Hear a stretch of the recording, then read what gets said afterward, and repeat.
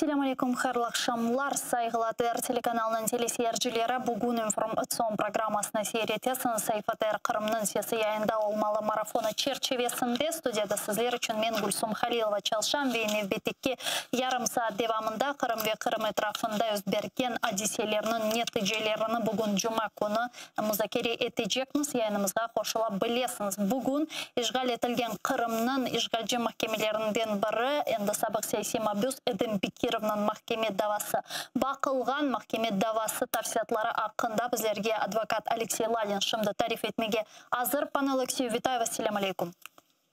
Да, добрый вечер. Как прошло сегодня судебное заседание по экс-политическому заключенному Эдему Бекирову? Сегодня мы допросили двух специалистов. Казалось бы, допрос специалистов, тем более то, что они уже давали показания в предварительном следствии, должен пройти стандартно, но такие заседания никогда не обходятся в некоторых периодах.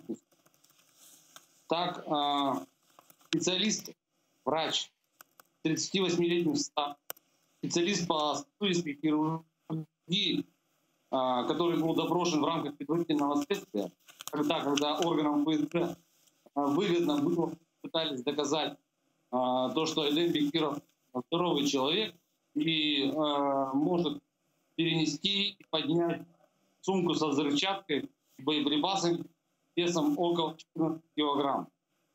После того, как я в рамках предварительного следствия в прессе, в средствах массовой информации озвучил всю абсурдность этого обвинения, напомню, что Эдем Бекиров недолго до этого перенес операцию на сердце, где ему ставили столбы. Страдает сахарным диабетом. У него серьезные неврологические осложнения в позвоночнике. И, собственно, передвигался и передвигается с помощью костылей. Я думаю, что во время обвинения и ФСБ даже не знали состояние здоровья, когда они формировали, собственно, это абсурдное обвинение. Так вот, после того, как он оказался в изоляторе Симферополя, обвинение, в частности ФСБ, каким-то образом необходимо было подтверждать свою вину.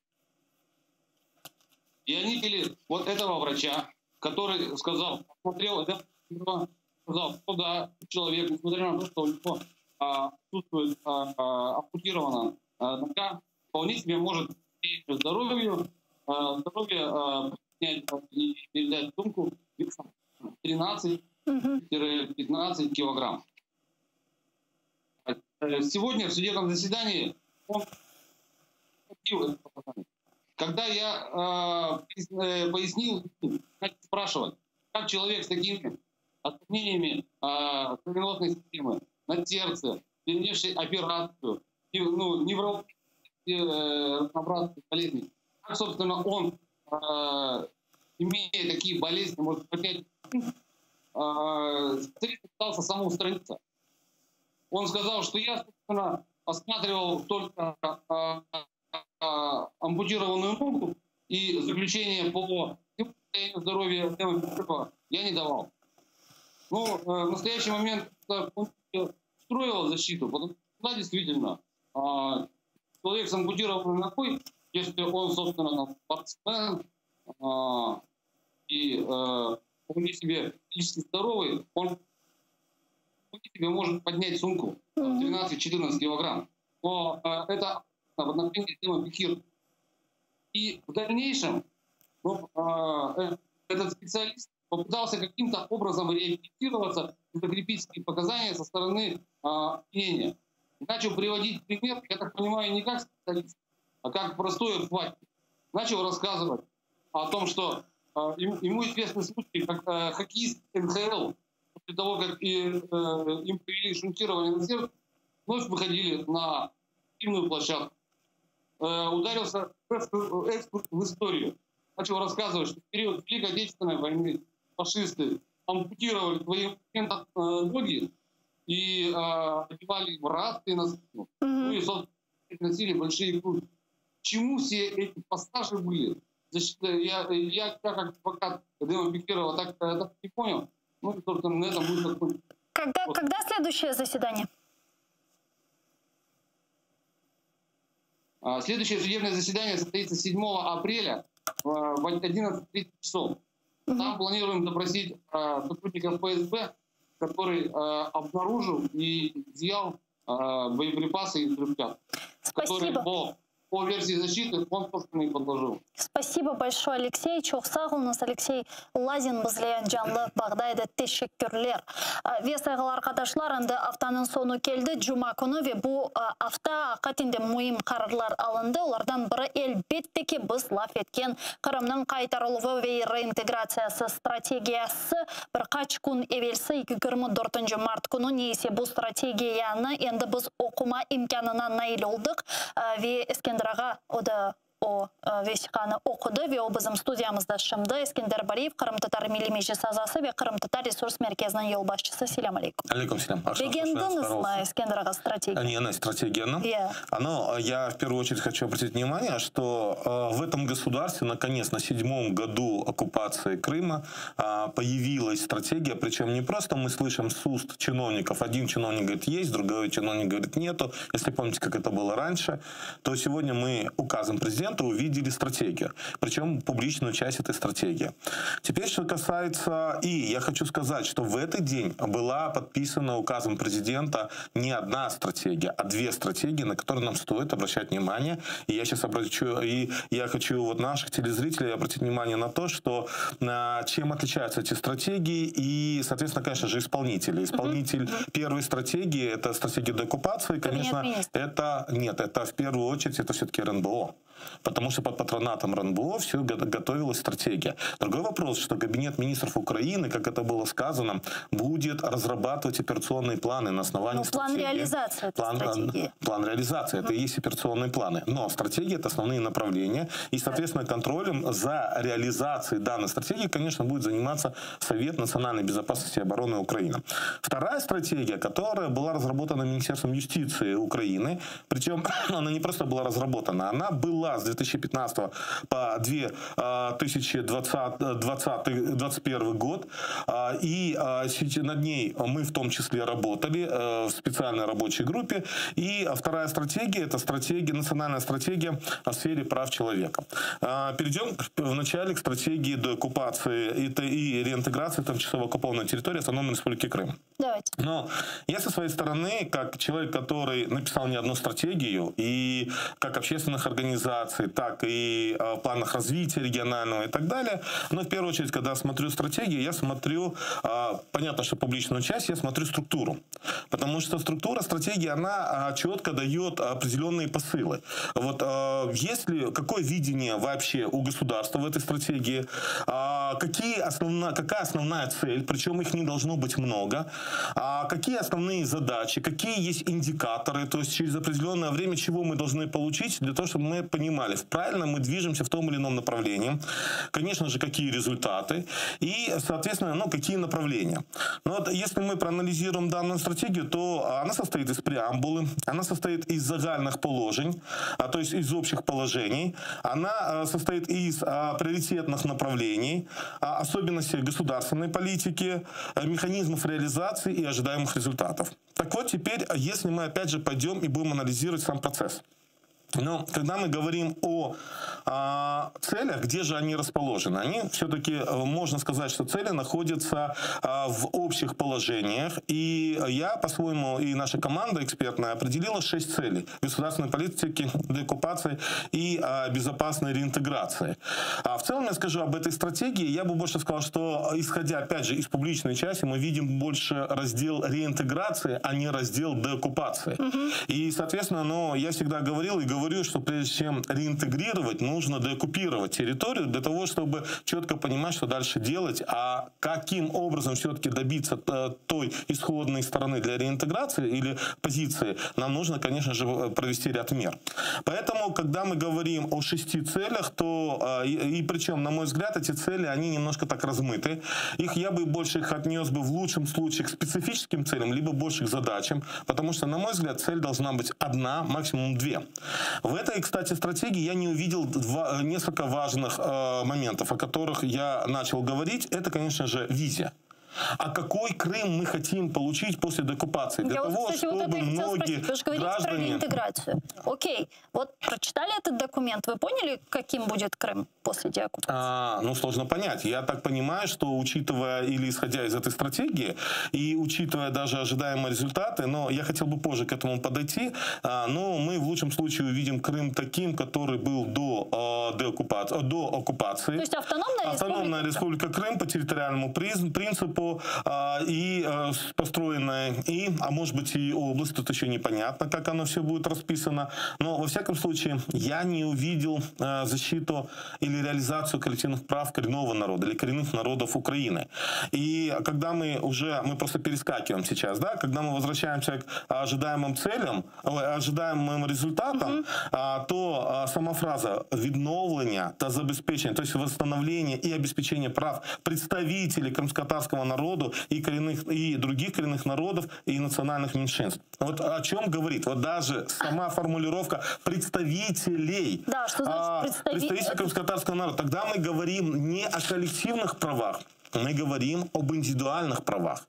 То есть представители крымско-татарского народа, представители армянского народа, представители еще и так далее. Широкое поле для маневра. Здесь не то, что широкое, наоборот, она даже узкое поле для маневра, потому что здесь мы абсолютно не видим, скажем, коллективные права, реализацию коллективных прав. То есть и право на самоопределение. Здесь мы в лучшем случае видим, когда мы пробегаемся по всем позициям, видим, скажем, о том, что культурной самобытности коренного крымско-татарского народа гарантирует обеспечение. Причем, когда мы, опять же, давайте к структуре вернусь, чтобы было более понятно. Далее, когда мы говорим о основных принципах или таких вот руководящих принципах, их 18. На самом деле в стратегии больше, чем 5-6 принципов не расписывают. В данной стратегии я вижу следующее. Здесь спутано, есть элементы визии, есть элементы задач и есть элементы принципов. Я думаю, что над этим нужно еще серьезно работать для того, чтобы четко разграничить принципы от визии и от, скажем, тех задач, которые необходимо ставить перед собой. А дальше приоритетные направления. Вот здесь 9 приоритетных направлений и предпосылки для реинтеграции. То здесь я бы сказал, что отдельно отделяют правовые вопросы и отдельно отделяют нарушение прав человека. Вот здесь нарушение прав человека речь больше идет о индивидуальных правах. О правовых вопросах больше идет защита прав или дальнейшая реализация прав больше, скажем, юридических лиц. Но опять нету вопроса о коренных народах, нету коллективного права коренных народов. И вот здесь, конечно, это вызывает определенную обеспокоенность, потому что мы уже сегодня должны об этом думать. И на самом деле нам, как Меджлису крымско-татарского народа и крымско-татарским общественным организациям, которые постоянно дают посыл нашим соотечественникам, что право на, или коллективное право на самоопределение и реализацию вообще права крымско-татарского народа может быть реализовано исключительно в Украине, в украинском государстве. Но смотря на эту стратегию и, скажем, понимая вот эти вот все процессы, что в стратегии нет коллективных прав коренного народа, то здесь, конечно, нам будет очень сложно давать посылы нашим соотечественникам. Мустафа Гаджимилев после принятия этой стратегии на заседании РНБО включался к нам в эфир, и он сказал, что да, не включены принципиально важные вопросы для крымских татар, которые предлагались Меджлисом крымско-татарского народа, но, возможно, они будут включены во время разработки плана реализации по исполнению этой стратегии уже в кабинете министров Украины. Вчера то же самое в нашем эфире сказал Рифат ага Чубаров. Есть ли такие полномочия действительно у кабинета министров? Да, вот здесь как раз-таки стратегический документ, это документ, который определяет основные направления. Соответственно, это, почему я говорю, и про визию, и про миссию, и про индикаторы, к чему стремится украинское государство, говоря о деоккупации. Что касается операционных планов, то в операционных планах как раз-таки основывается на стратегических направлениях, на стратегических целях, которых тут нет, когда мы говорим о коллективных правах крымско-татарского народа. И, соответственно, здесь тогда возникает вопрос, достаточно ли полномочий у центрального исполнительного органа Украины, у Кабинета министров, как представительного, как исполнительного органа Украины, скажем, вносить какие-либо дополнения, касающихся стратегического характера. Когда мы говорим о праве на самоопределение, вот как раз-таки вот здесь в стратегии можно было бы прописать хотя бы то, что государство Украина будет стремиться вот в рамках данной стратегии обеспечить коллективные права крымско-татарского народа. Вот тогда это давало бы все посылы для Кабинета министров Украины в операционные планы включать уже детали. То есть идеально это должно было бы выглядеть так. Хотя бы так. Идеально вообще мы должны были видеть... В одном из пунктов стратегии, можно я уточню просто, чтобы понимали наши зрители, просто много всего говорим, но я хочу, чтобы все-таки мы конкретизировали какие-то вещи. То есть в отдельном пункте должно быть прописано, Украина ожидает восстановления прав крымско-татарского народа путем реализации. Да, Украина не ожидает, а Украина должна действовать в направлении или в обеспечении восстановления права, коллективных прав коренного народа. Можно даже не писать на самоопределение. Коллективные права сами под собой подразумевают право на самоопределение. Вот здесь даже не хватило у экспертов, скажем так, экспертной хитрости вот заложить эту норму, которая могла бы быть использована в будущем. И поэтому вот здесь действительно... Кабинет министров, если вот, допустим, закладывается такая форма, Кабинет министров во время разработки плана по реализации этих пунктов уже пишет законопроект и подает в Верховную Раду Украины. Нет, первое, Кабинет министров должен разработать план действий. Да. То есть это конкретные действия для реализации стратегических целей и направлений, которые будет полностью курировать и под контролем у Совета национальной безопасности и обороны. Вот в этих стратегических целях нет крымско-татарского народа, вернее, реализации его коллективных прав. И вот здесь как раз-таки вопрос. Здесь уже, Кабинет министров захочет или не захочет, а что мешало, допустим, Совету национальной безопасности и обороны учесть эти моменты? Другой вопрос, что нам может в какой-то степени помочь в этом плане? Вот здесь я теперь возвращаюсь к тому другой стратегии, которая была подписана 24 марта, также в этот же день президентом Украины. Это национальная стратегия в сфере прав человека. И вот здесь как раз-таки структурно эта стратегия прописана лучше. В каждом из 27 разделов есть и стратегическая цель, есть четкое описание проблемы, есть четкие задания, где можно выделить в том числе и индикаторы, и есть ожидаемые результаты и основные показатели, то есть индикаторы. И вот 12 раздел посвящен коренным народам и национальным меньшинствам. И как раз-таки там вот, я бы сказал, вот там больше так обтекаемо как бы написано, но там написано таким образом, что Украина будет стремиться обеспечить права коренных народов и национальных меньшинств в соответствии с международными стандартами.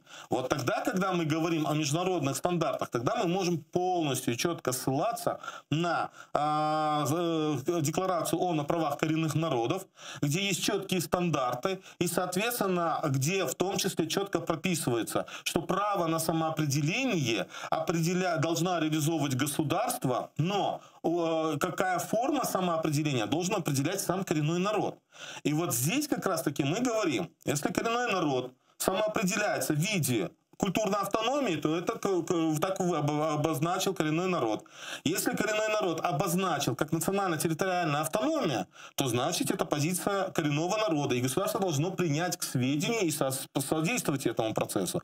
И вот как раз мы, когда об этом говорим, мы говорим о том, что история крымско-татарского народа как коренного народа, который смог самоорганизоваться, у которого уже более 30 лет есть представительные, около 30 лет есть свои представительные органы. В этом году мы 30 лет будем отмечать, как второй Курултай был создан.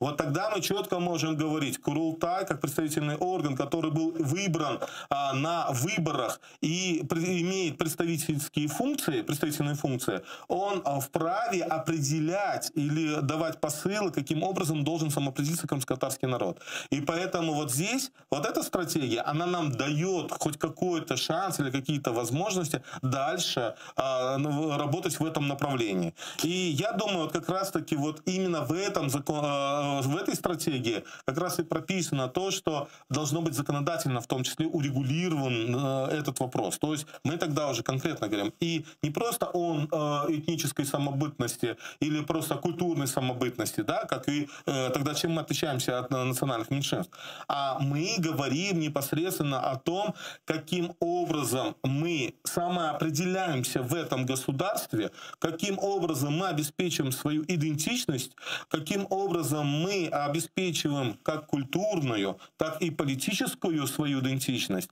И, соответственно, таким образом мы можем, конечно, повлиять на ряд вопросов. Мустафа Ага говорил о том, что с большой вероятностью примут закон о коренных народах в парламенте. Некоторое время назад, на прошлой неделе, если не ошибаюсь, мы видели сообщение от Минреинтеграции, заместитель, если я не ошибаюсь, министра по вопросам деоккупации и реинтеграции временно оккупированных территорий, сказал, что разрабатывается законопроект о коренных народах.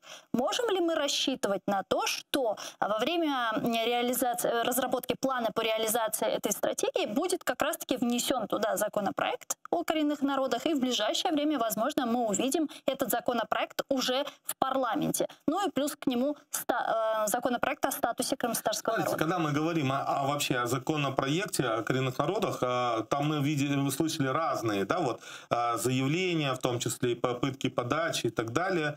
Действительно, были зарегистрированы в 2014 году несколько законопроектов. И закон о статусе крымско-татарского народа, закон о коренных народах Украины и ряд других. Даже мы тогда с Геннадием Геннадьевичем Москалем зарегистрировали законопроект, который назывался «Восстановление прав лиц депортированных,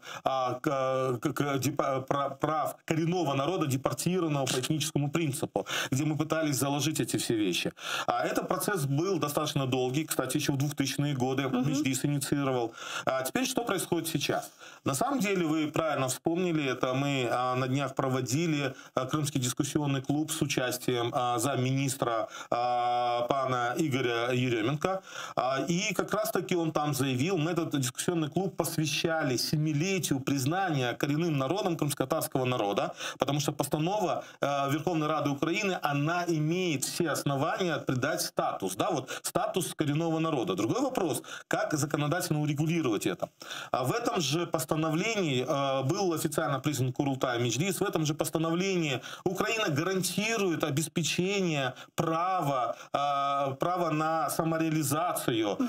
И в этом же постановлении Украина заявляет о том, что она признает декларацию ООН о правах коренных народов. Так вот, сегодня проходила коллегия Министерства реинтеграции и временно оккупированных территорий, членом которой я являюсь. Причем она была расширенная, она была достаточно серьезно подготовлена. И там принимали участие не только члены коллегии, но и послы иностранных стран в Украине, а также послы Украины в других странах и представители других центральных исполнительных органов. И в плане на 2021 год до декабря месяца заложена разработка закона о коренных народах Украины. Вот здесь, если еще на дискуссионном клубе, когда я первый раз услышал от высокопоставленного чиновника, то я мог бы еще сомневаться. Но он подтвердил это непосредственно на своей странице. Кроме того, в Фейсбуке, кроме того, мы сегодня увидели в плане, который был поддержан коллегией. Окей, Меджлис, вы, Меджлис, представители Меджлиса, сейчас причастны к разработке этого законопроекта? Или это тот законопроект, который уже разрабатывали, над которым работала комиссия? Я не знаю, о каком законопроекте сейчас ведет речь Министерство реинтеграции, но мы должны понимать, что закон о коренных народах, он должен быть комплексный, он должен, даже независимо от того, появится закон о статусе крымско-татарского народа или нет, он должен предусмотреть существование именно представительных органов и так далее, и законодательного урегулирования в правом поле Украины.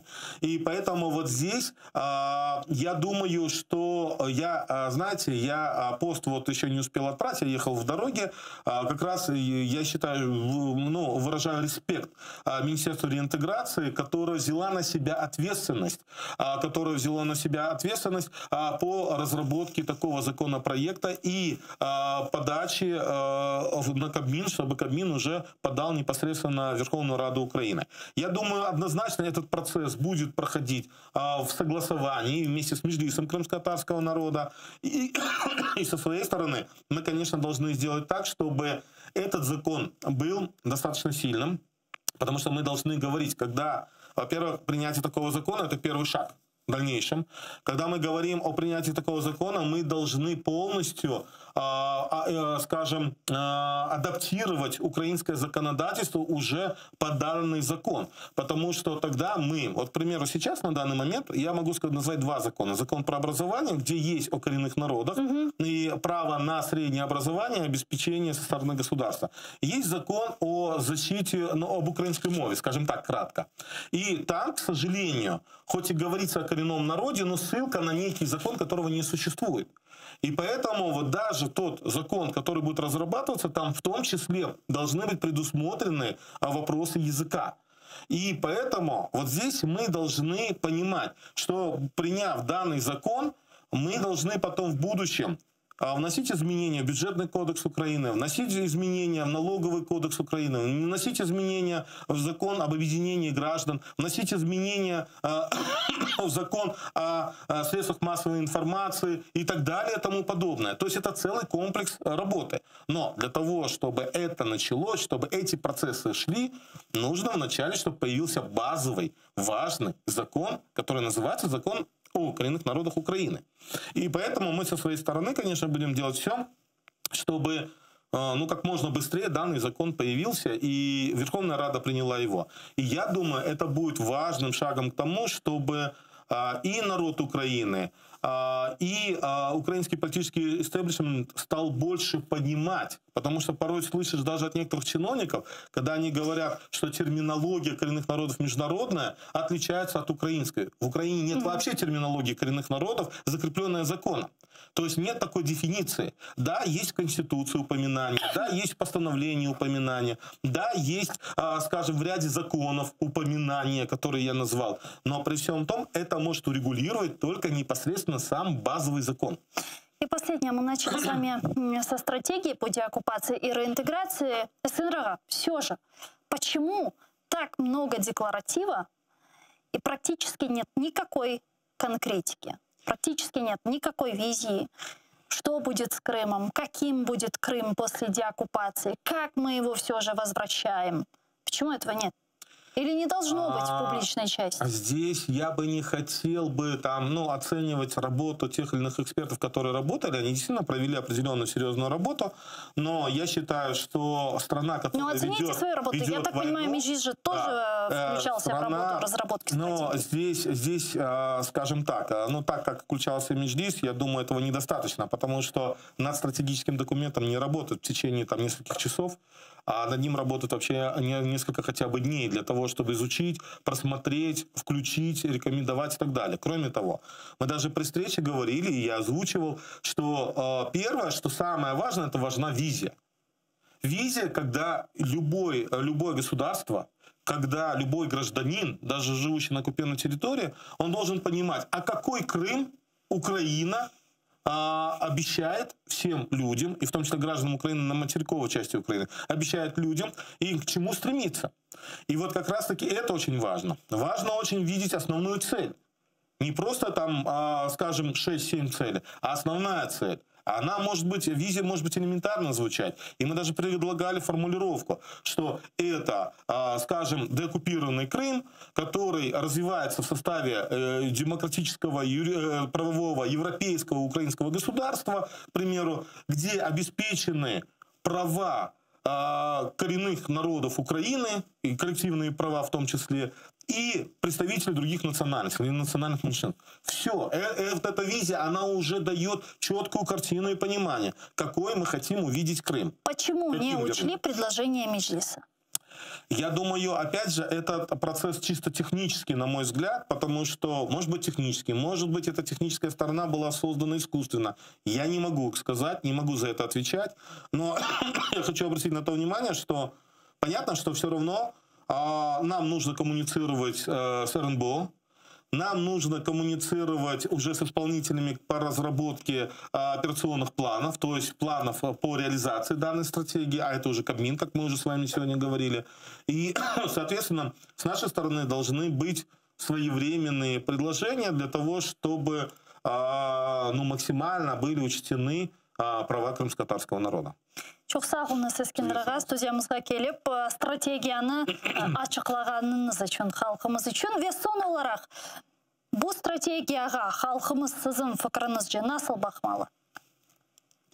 Мен белесем, біріншіден стратегия бар болса, о да güzel.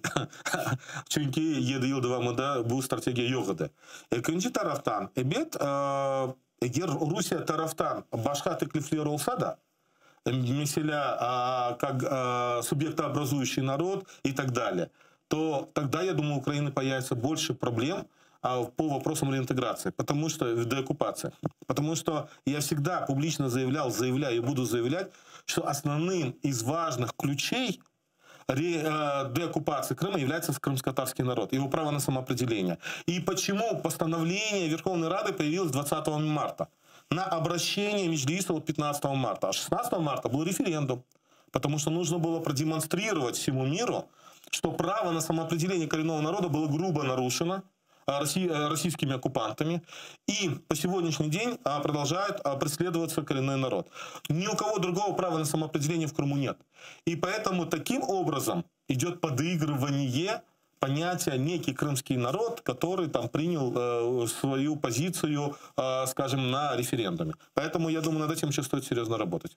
Ескендер Бариев, Кырым-Татар Милли Межлис азасы ve Кырым-Татар ресурс мерkezinin yol başçısı stüdyamыздың Мусафыры еді сайғылы arkadaşlar менсе bu bölükni yekunlemek mecburiyetinden bir kaç saniyeden sonra Zaman informasyon programması yayınımızdan devam ete. Görüşkенше.